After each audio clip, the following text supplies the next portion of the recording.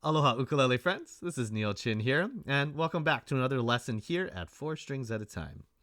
Really excited for a bunch of our lovey-dovey songs for this month's club, and really also excited to share with you this little ukulele lesson on doing these little licks here for turnarounds. Okay. And basically this little lick that we're going to be looking at today, I think was, one that's just really near and dear to a lot of musicians and a lot of music makers out there, because it fits in so many different styles of music, and with just tiny little alterations, tiny little variations, we can really get a lot of mileage, so to say, out of a phrase like this. And this is the one. Okay. Or if I switch keys, you might hear it like this. Okay. Stretch it out.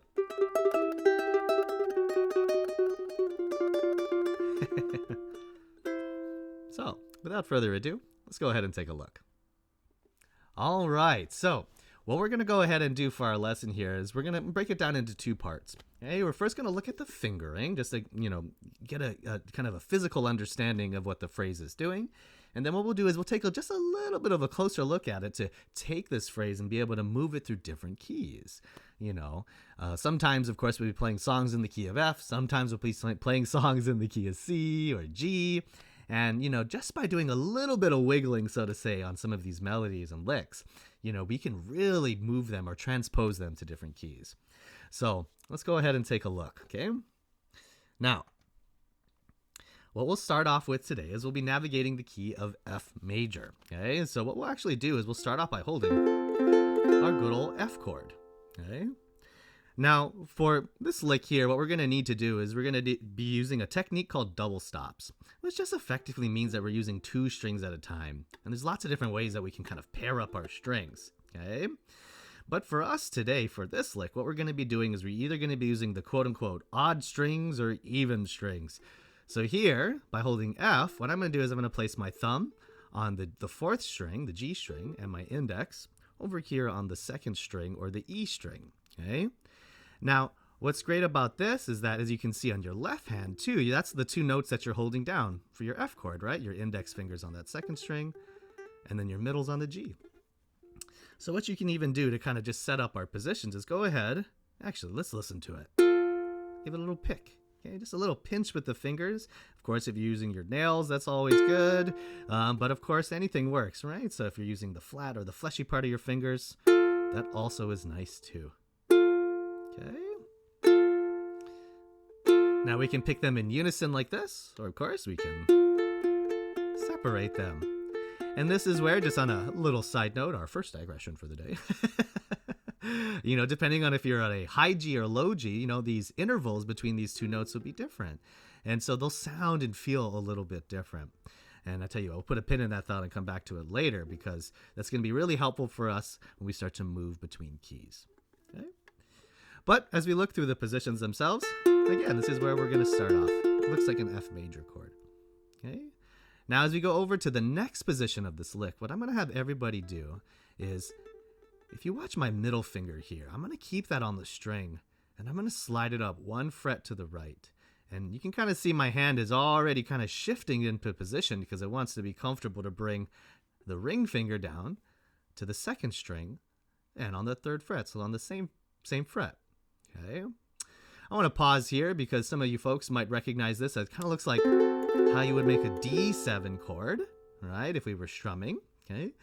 And it basically is the same thing, okay? But you're just 1 fret up to the right, okay?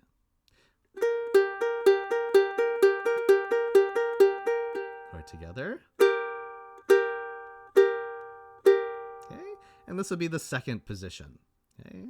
So one of the fun things here, if we take a step back, here's the first one, which is on F. I'm going to go ahead and alternate like this for fun, so we can hear both notes. Now as I move up, I'm going to really lead with my middle finger, sliding up a fret, right? And I'm bringing my ring down like this. At the end of the day, any fingers will work. Any set of fingers, I should say, will work, okay? Do what's comfortable for you. But generally speaking, I'd also say, if you can, leave a finger on the fretboard. It makes it easier to maneuver between position to position, I should say. Yeah. So in this instance here,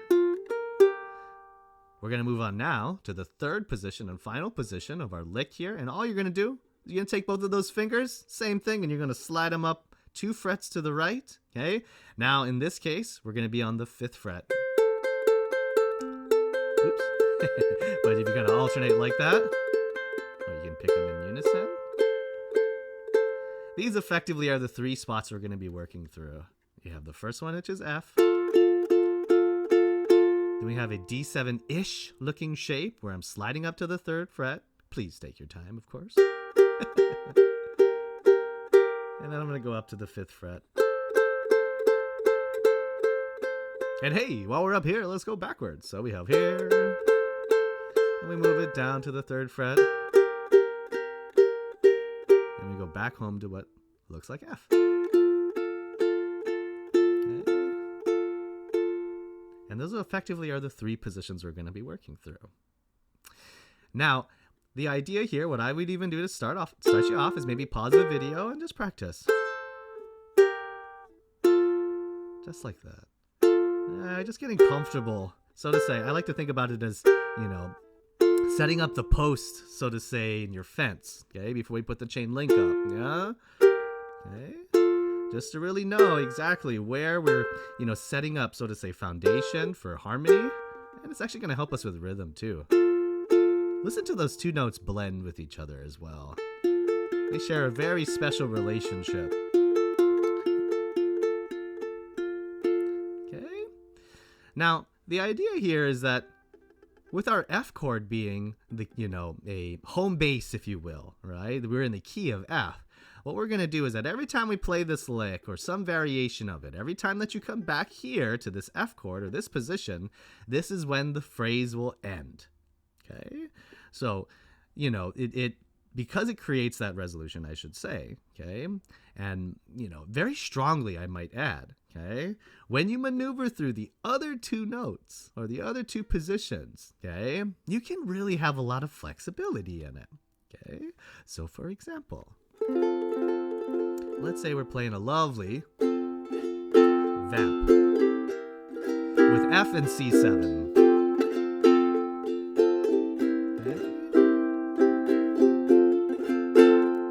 What I might do here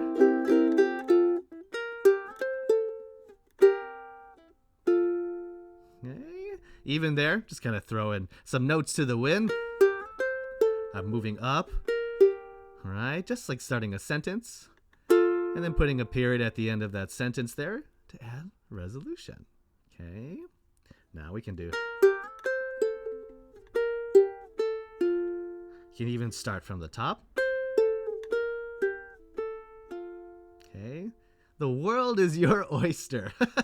Go ahead and try out different variations of it. And I mean, truly, in all senses of the term, play around with it. Okay. Now, one thing that I think can be really nice, and I think works really nice for the Hawaiian vamp as well, is that if we start up in the kind of, so to say, the 3rd position and work our way down. Okay. Now, what we'll do for fun too is, with our right hand, is kind of, instead of being very particular, so to say, about how many times we're picking, we're going to create kind of a blurred effect, if you will. Okay? And oftentimes, if we're trying to get this kind of blurred, long, sustaining tones on our tiny little stringed instrument, what we end up doing is we end up picking notes over and over again, kind of rapidly. So when you feel ready and comfortable, why don't you go ahead and go up to the 5th fret here, grabbing that 3rd position, and alternate.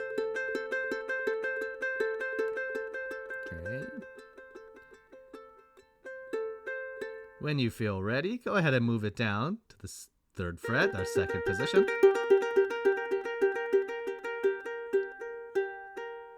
Feel the anticipation as it resolves to F. Okay, I'm going to try that again. We go back to the 3rd.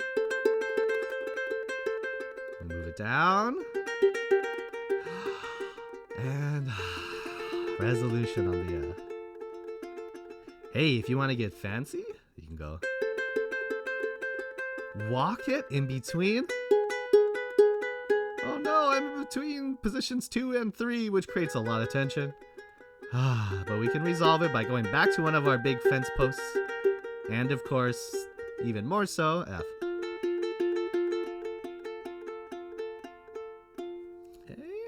So if we put that next to vamp,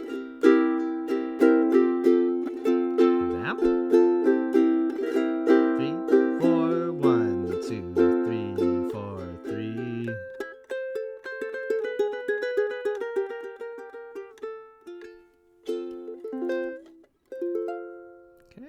Be kind of a nice way to kind of play around and add little phrases. Oftentimes since we have a lot of, vamps and tunes, it's really fun to create these variations. And that's just one application for it, So what I would go ahead and do is go ahead and practice it, listen closely and intently, and see what you can come up with. Yeah? Be a verb, my friends. Have fun with it. Okay? All right. Now, if you're still here, what we're going to do is we're going to take a look a little bit closer, so to say, at these notes to be able to maneuver them to other positions, or I should say more specifically, other keys. Okay? And, there's just this little device that I like to use, to kind of think quickly and simply, so to say, is I just try to find one point of reference for any given phrase or lick or chord or whatever the case is. Okay. And for us, for this phrase, even as we move up and down, add things in between, I think a great point of reference, as some of you might assume, is actually going to be our resolution, or F. Okay. Really specifically, your index finger on F. Some of you folks might know that if we were to pick this note as an individual, we say that that's a F note. Okay. The root, okay, or home base for everything that we're doing in this phrase. So the beautiful thing here is that if you are here on F, wait a second.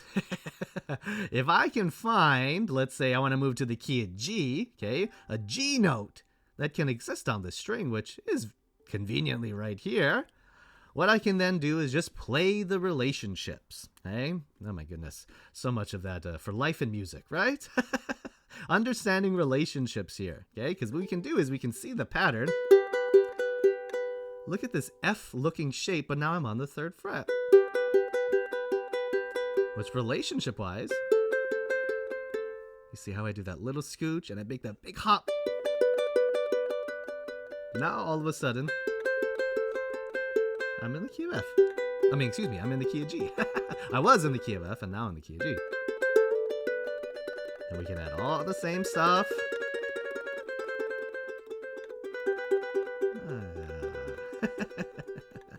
It's a nice interval in music to listen to. Okay? So, and I mean, again, right? Just depends. If you move to the key of A, we would take the same position and move it up here and begin the idea. Okay? And lastly, I will also mention these two strings that we're using the even strings. Okay? They share a particular relationship. And that relationship is pretty much similar, especially for on a low G it would be direct, but on a high G in a very similar way too, with the other strings, the odd strings. So if I were to do this kind of same idea, I'm watching that root, but now, let's say I start here. Ukulele friends, right? What key are we in? We take a look at our index finger and it's playing the note C. So hey, all of a sudden we're in C.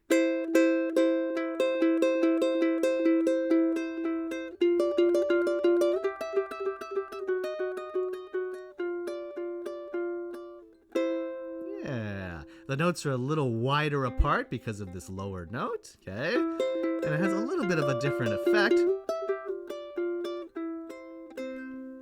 But at the heart of it, the idea is the same, okay? And I think, you can, kind of out of the box, so to say, use that idea and take it around to these songs in the key of F or G or C, okay? So I encourage you to go ahead and do that and have some fun with it, all right? Alrighty, folks. Of course, this is your friendly reminder to be compassionate and kind to yourself as you are learning. So please feel free to go ahead and pause the video. And remember that learning happens incrementally. So take your time, right? And make frequent visits back too. Plus, we'd love to see you. All right, ukulele friends. This is Neal Chin here with another lesson at 4 strings at a time. It's always an immense pleasure to be here with you folks. And I really do look forward to the next time. Till then. Aloha, friends.